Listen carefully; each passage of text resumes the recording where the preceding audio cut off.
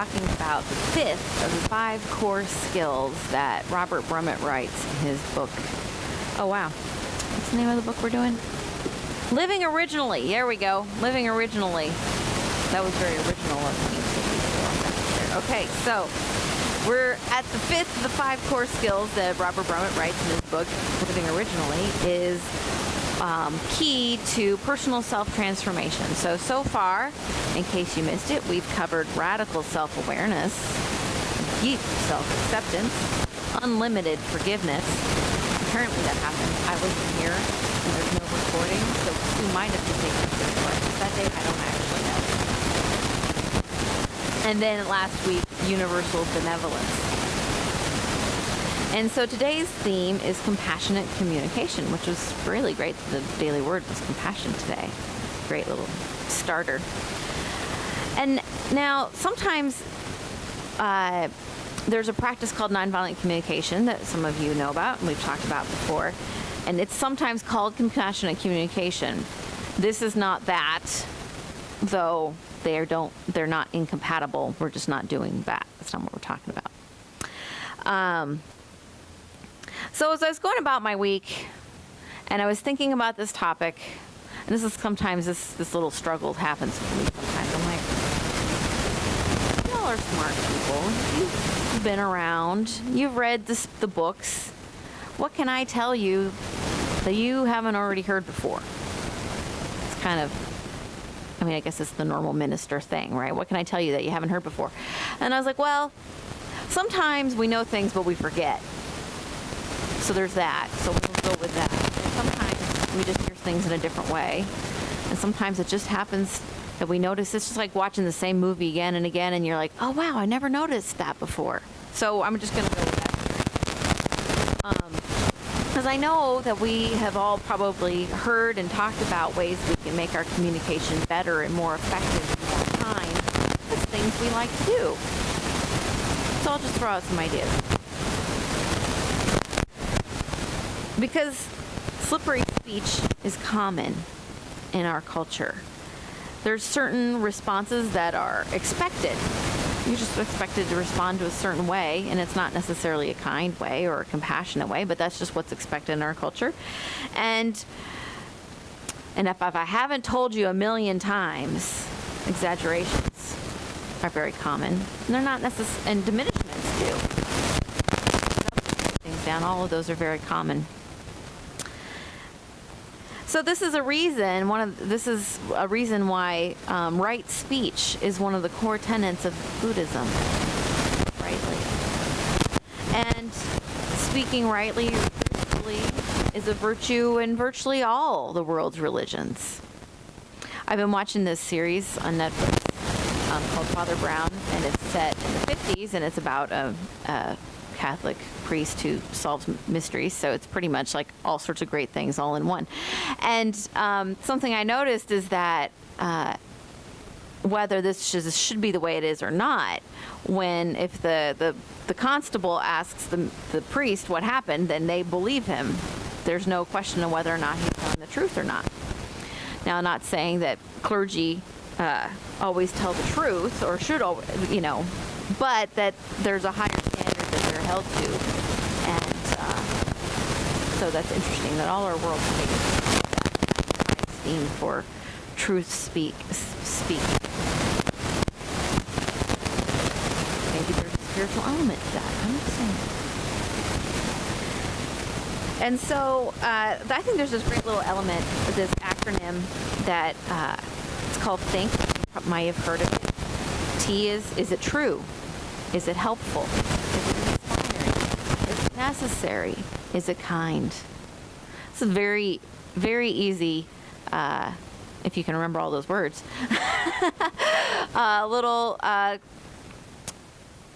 When we're speaking and talking things, something for us to think about how we're behaving, and it is so. Sometimes an easy tool is a good tool. It doesn't have to be complicated. People think a lot of people say, well, spirituality is a tricky thing, and I'm like, no, actually spiritual tools are pretty basic. It's the application that can be complicated. Because we're humans and we have all sorts of things in our minds and our hearts, and sometimes it takes a little time to work these things, but the spiritual truths are very simple. So, first, is it true? This is a great question. One of my longtime pet peeves is the 3-second conversation, how are you doing? Fine. Makes me crazy. Because, though I've also decided not to get quite so riled up at it, but it used to really annoy me because it seems so inauthentic. It's not true. You're usually not fine. You're usually excited because the grandkids are coming over, or you're bummed because your friend just went away for 2 months, or there's plenty of neutral, not getting into a big conversation way you can answer the question, how are you doing? It's much more authentic than fine. I'm not saying you can't do it. I'm just saying. Is it true? And you get to have a moment of connection, a real connection, instead of just, because how are you doing fine isn't inauthentic. It's not a real connection. It's a rote speech. So it's something to think about. You can say, I'm really glad that, you're at the grocery store and you just bought, I don't know, whatever you bought. You can be like, I'm really glad that the store had this thing that I needed because I'm going to go have a picnic and I needed it, or whatever. That's all. It's not a big deal. It's a little thing. But it's true, and it makes if you've ever been on the other side of that retail experience, you get pretty old. How are you doing? Fine. How are you doing? It just makes life more interesting, too. And just because it's your truth doesn't mean it makes it anybody else's truth. If I'm not speaking the truth, here's a question. Why am I not speaking the truth? Is it because I don't feel safe speaking my truth? Is it because I don't want to hurt someone else's feelings? Is it because I'm willing to hear other people's... Is it because I don't want to hear other people's truth? Because it might be different than my own? So I'll just keep my truth to myself? Just a question.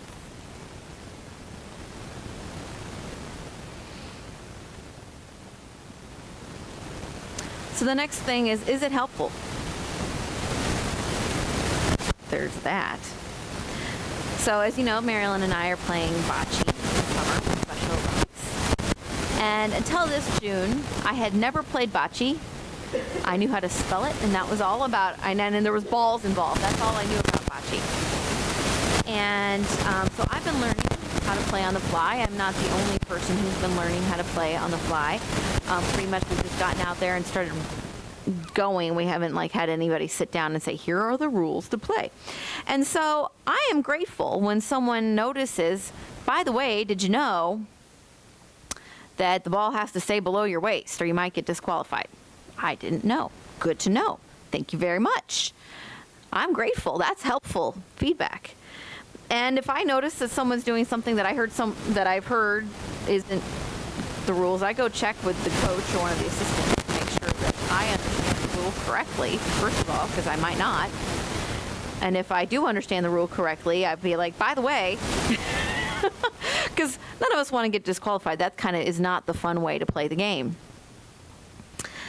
And that seems pretty straightforward that, yeah, we are trying to help each other out. But sometimes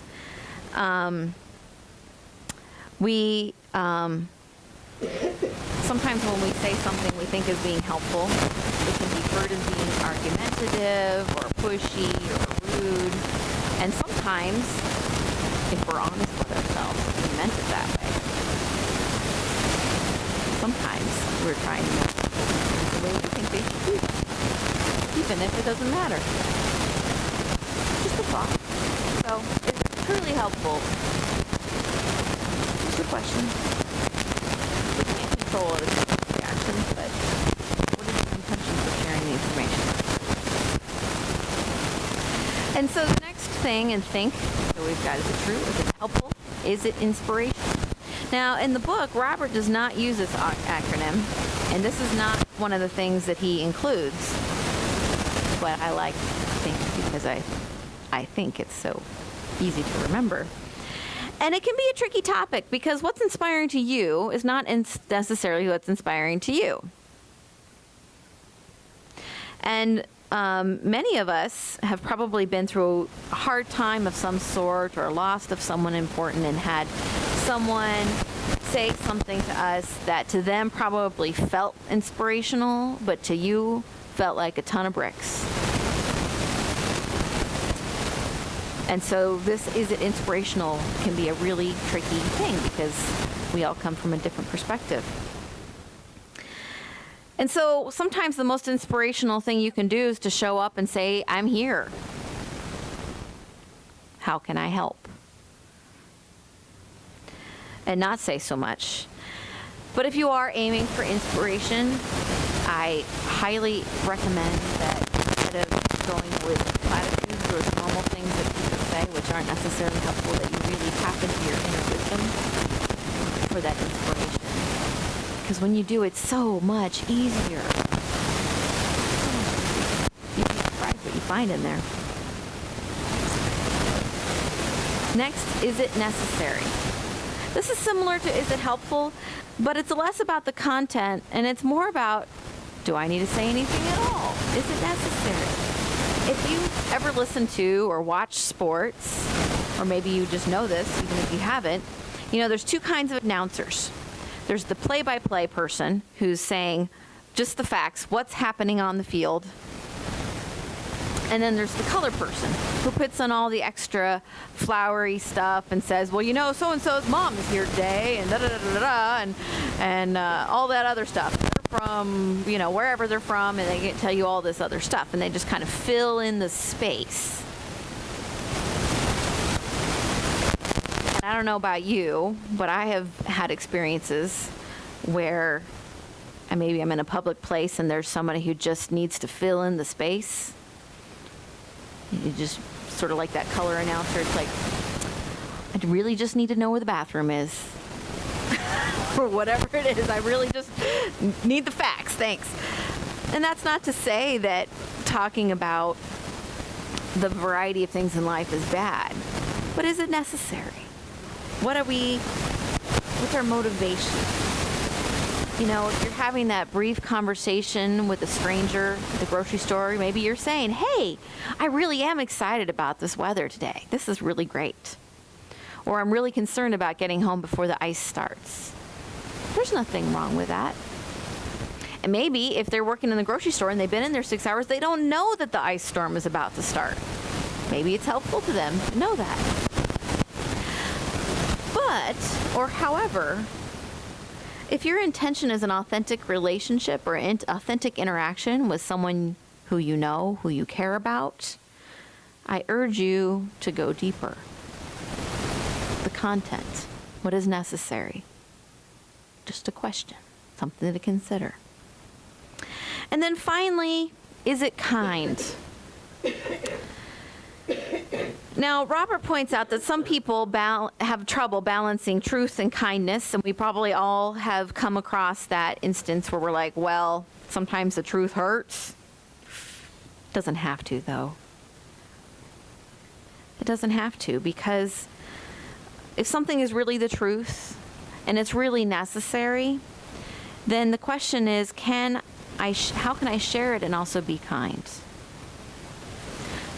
Compassionate communication isn't about pretending or faking or skipping things but it's about authenticity and kindness.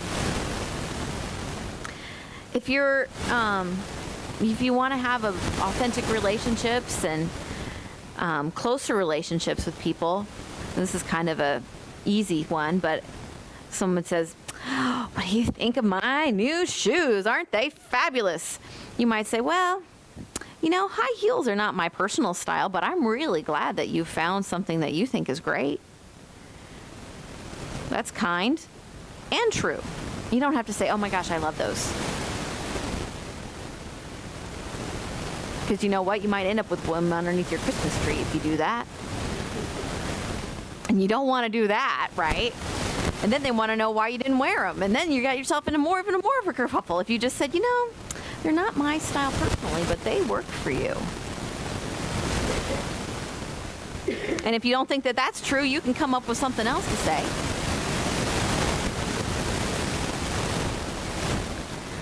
So being polite or correct doesn't mean you have to be a yes man or a yes woman. Just let it be okay for someone to do their thing and for you to do yours.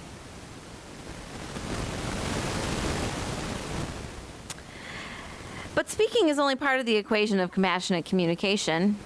Of course, it's the part that one of the parts we are responsible, what we're putting out to the world. That's kind of a big deal. But listening, of course, is the other half.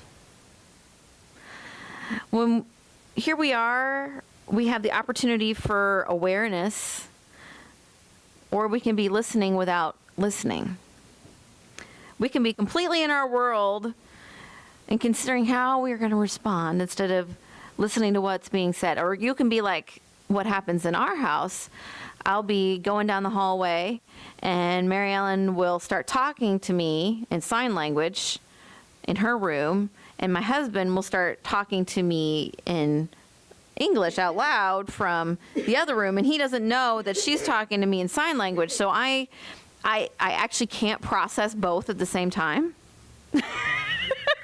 Believe it or not.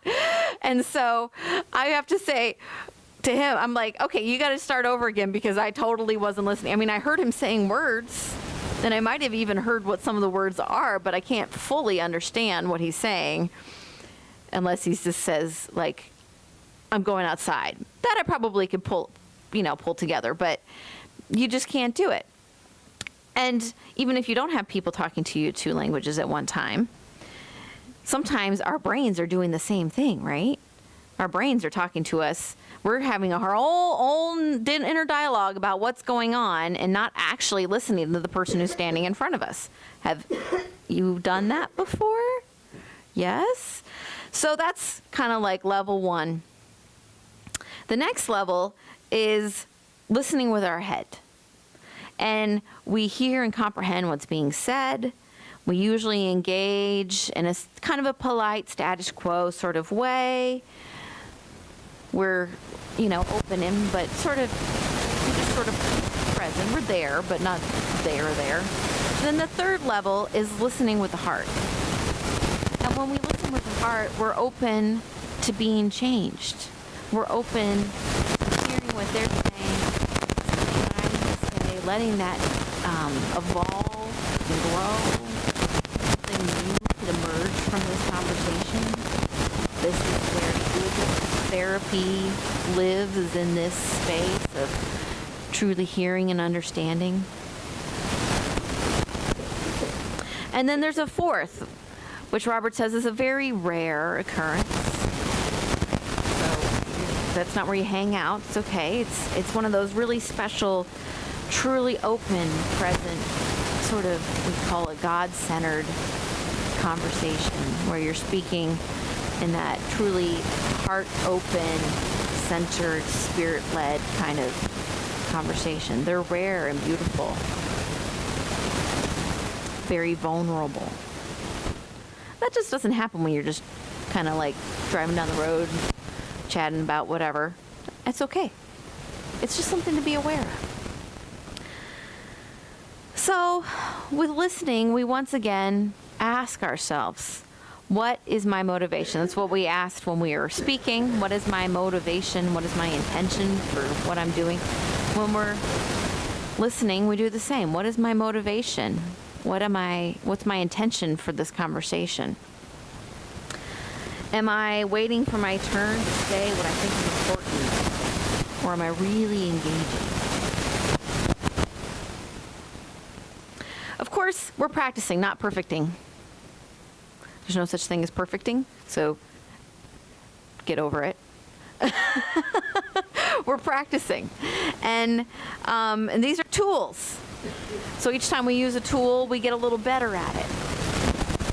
And these tools are supports on our journey to passionate communication, to a better way of living with one another, for a deeper connection with each other and with spirit that moves through and as us. So we practice right speech, authentic expression. We create deeper relationships. And here's the thing, when you notice you're responding in a habituated way that maybe isn't your higher truth, notice. Be curious. Well, why did I do that? What did that trigger me? Maybe you write down in your journal, ask your question, why did I respond this way? And then you let yourself answer. Very interesting. Just be curious. And then practice. Is it true? Is it helpful? Is it inspiring, necessary, or kind?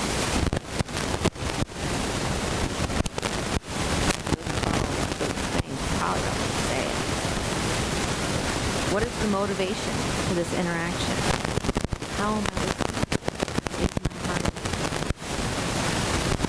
These are the keys to a compassionate communication, which I believe not only transforms